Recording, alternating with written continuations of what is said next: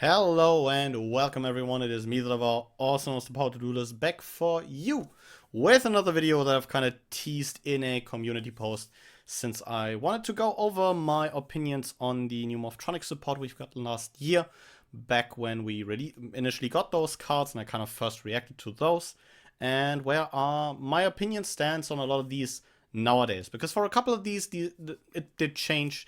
And it's also, kind of nice to just go over this again with, 1 year of like actual experience playing these cards. In the background of this video, you'll probably be seeing some event gameplay. Nothing too spicy, but just something to, maybe look at while I'm rambling on about cards and putting, appropriate images on the screen about the card that I am currently talking about at that moment. But with that out of the way, let's jump right into it at the top of it all with the first card we got released in Power Tool Braver Dragon. Braver is amazing. Back then I said that, and I think I still stand by that nowadays with no issue whatsoever. The deck was really dying for like an in-archetype boss monster that you could end on. And Braver just about fixed that. It's an easy to make generic level 9 synchro and keeps many themes that are already present in the archetype, that being the equip focus and also the inclusion of an effect to change battle positions. A targeted monster negate and, a possible pop with the combination of the Life Extreme equip spell that we will be going over later makes for a pretty decent piece of interruption. Not to mention that while this guy doesn't have natural protection, you can at least supplement that with, some of the equips that are present in the current game. The Reptinus Supreme Magic Plate and Metal Silver Armor Lock being, the main one in question, I'd say, which, can make Braver rather tough to deal with compared to other end board bosses, since most of those don't necessarily have added protection and just offer negation. Not to mention that Braver's potential is basically limitless. There's already, a handful of good combinations out there that you can be going for. And with, the game continuing to get new cards and possibly also new equip spells, there's always a chance that something will be in there to add to the collection of good equip spells you can put onto Braver. I'm going to be using a scale kind of suggested by one of you guys in the comments under one of my videos. The comment will probably be on screen right now. I'm so sorry that I did not grab your name before this video. We'll be using a scale from 1 to 3, depending on the ratio of the card in question, but I think for the most part this will be a more personal rating on a scale of 1 to 3.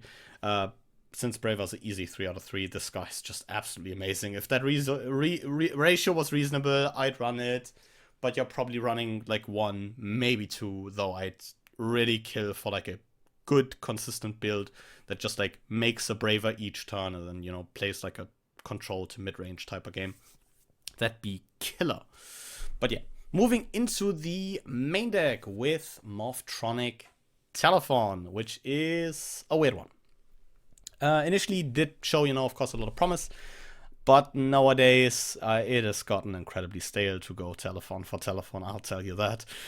A level 1 archetypal monster with the ability to revive another monster from the same archetype with a soft once per turn effect. Who could have foreseen this leading to loops and FTKs? Well, the guys at Konami sure didn't, but yeah, now we're here. Don't get me wrong, I don't hate Telephone, even if you could probably make like a meme about it where I'm telling Southphone and Smartphone that they're my favorites after Telephone leaves the room, but that is besides the point. Nowadays, I do have to agree with like everyone saying that this should have had like at least one added restriction. I think a hard once per turn is very silly in a deck like this, especially when Konami has shown that they don't want to, add a lot of hard once per turns to this deck, since that's not what the deck is about. But I think something as simple as accept Morphtronic Telephone can already go a long way in fixing a couple of the issues that are present in this card. Because as it all stands, while Telephone did, make a splash of Morphtronics and is a good card for it, it did enable a handful of FTKs, which is never a good thing. This is a 3 out of 3, but yeah, this really could have used like an added restriction maybe. Moving on to a card that I was not sold on at all at the start in Gadget Gamer.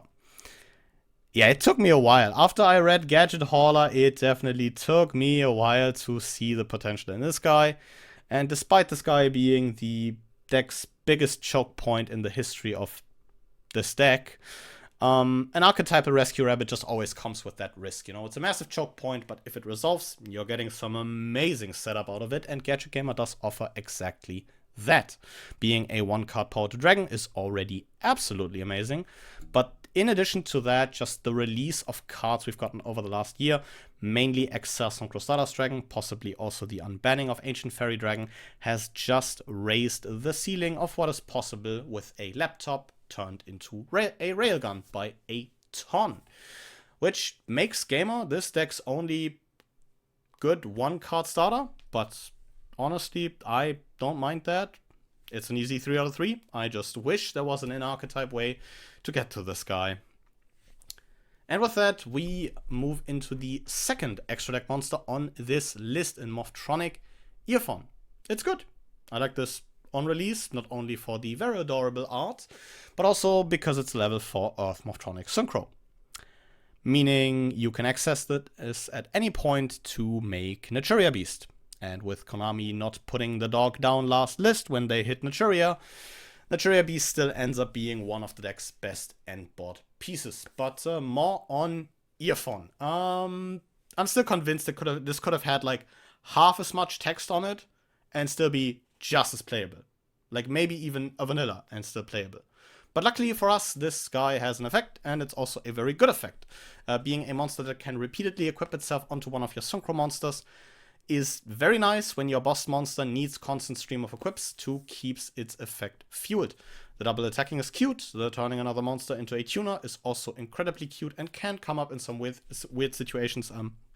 If you've been following the Morphtronic rank grind, you've seen me make a Crystal Wing with a Boomboxen turned into a tuner and tuning that Boomboxen with Earphone. So yeah, it's just good. I'd give it a 3 out of 3, but you're probably running 1 since it's so easily recurable. Next up, we have Morphtronic Converter, the first spell on this list, and another really sick card. I will probably say this about a lot of these. Probably the one that got me like the most hyped out of the initial bunch, because I personally was like very hoping for like a spell-based searcher.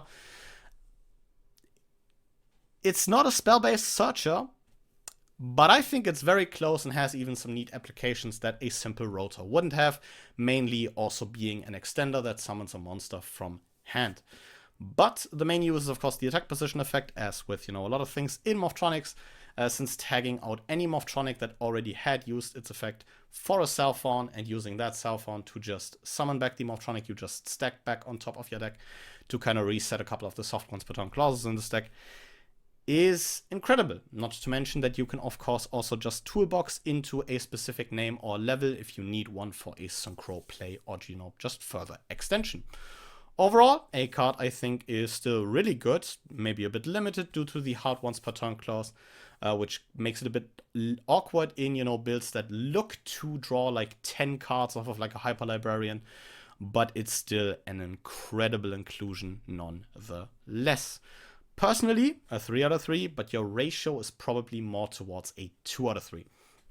And with that, we move into the equip spell I mentioned earlier in Live Extreme. It's just neat. Makes for a pretty good equip spell for the Braver Dragon, since it helps in combat, kind of, you know, compensating for those 2500 attack points to help keep up with, you know, the stat line of, you know, most modern bosses, which is 3k. And synergizes with the battle position swap for a kind of quick effect pop at home. If that's a phrase that we can maybe popularize, I'd love that. Since you can't directly chain it to anything, but it's still something you can rather easily use to just get rid of an opponent's card at quick effect speed. So yeah, the adequate flexibility is just kind of nice, especially handy against, you know, decks that do set a lot of back row or maybe play like 1 or 2 back row pieces that they'd want to keep around, since you can use the Braver Dragon to swap a battle position and then just trigger the life extreme on a new chain and just snipe that back row before your turn rolls around, and you would be troubled by it. It's a 1 out of 3, neat, but you're probably not playing more than one anyways, and I do believe that there is a lot of equip spells that do compete for the spot with life extreme, but I think life extreme is just in theme and has some very neat added utility. Closing off this segment is Morphtronic Scannon. Alas, poor Scannon. An unfortunate mess of effects and attributes that I think makes Scannon probably the most mid card out of this bunch. I've said this back then, and I still stand by this now, if my opinion on this now hasn't gotten worse. The summon of this guy is already rough, since you have to banish a Morphtronic from hand. And then when you use one of his effects, which are admittedly very good, Spell and Trap Searching and grabbing a monster back from the graveyard are very good effects, you will also be forced to put a card from your hand back on top of your deck, which is not great. I don't know why this couldn't just add for some reason. But yeah. That aside, the level combined with the fact that it is a tuner in a deck that already has 12, like 19 times more playable tuners, is rough. It is incredibly rough and just makes this into a, yeah, as I mentioned at the start, amalgamation of unfortunate circumstances that make this a one-off if you're generous. But I can't blame anything for not playing this at all. So we are probably looking at a 1 out of 3 at best. But with that out of the way, as you probably could tell, to kind of wrap this all up, I do look at a lot of these with a very positive mindset, since I think a lot of these are very in theme. They make the deck better at what it was already doing and help it out in very different ways. But yeah, with that out of the way, what are your thoughts? You know, kind of passing this idea back to you guys. What do you think about the Morphtronic support? I think Konami did a very good job with this. But of course, you know, I'd like to hear what are your thoughts on that. But with that out of the way, I'll thank you guys for, you know, the amazingly positive feedback on this video idea, and I will thank you guys very much for watching and see you guys again next time. But until then, goodbye.